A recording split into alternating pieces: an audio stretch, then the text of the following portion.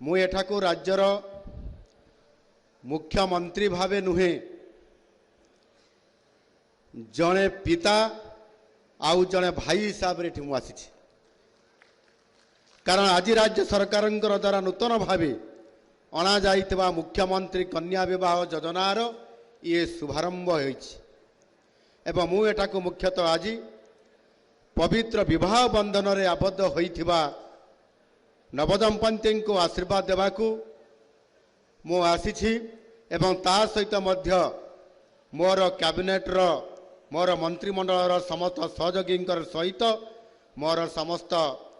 विधायक मानकर सहित एवं मोर सांसद सहित मु आज एठी आपण मानकर पाखक मु आसी एवं सेमाने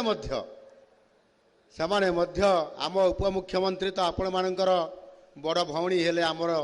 जो माने आज विवाह वेदी रे बसचंती कन्या हेकरी एवं एठी अन्य जो माने भी अछंती समस्ते पिता एवं भाता सदृश आज आपण मानकु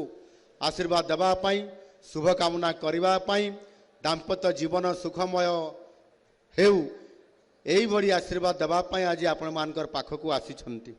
एहा एक खुशीर दिन जे गंजाम भली पवित्र स्थानरू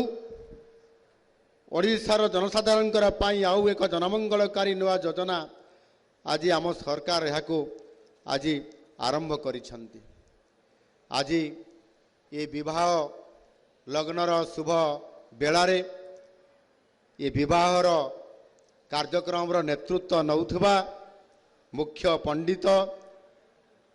श्रीजुक्त अशोक कुमार पाढ़ी ताकू मध्य मु प्रार्थना करुछि अनुरोध करुछि एवं ता सहित मध्य 201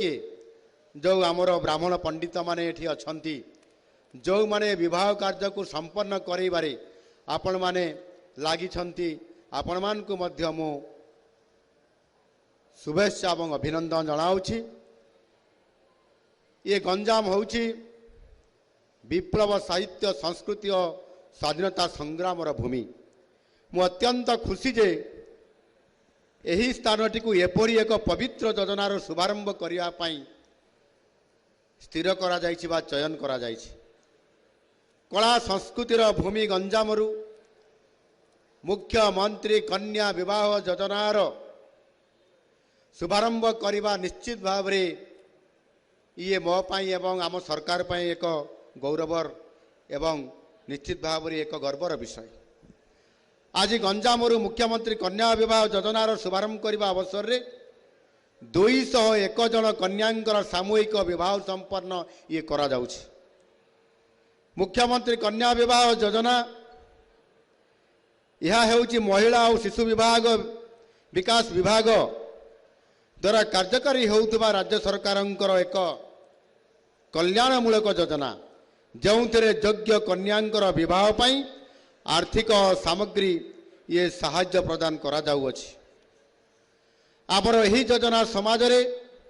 बाल्य विवाह को निवारण करने सहित वैध बयस रे विवाह को प्रोत्साहन निश्चित भाव में आगामी दिन में करिवो तार प्रभाव मध्य पड़िवो। एथि सहित गरीब परिवारंकर उपरे विवाहर आर्थिक भार निश्चित भाव में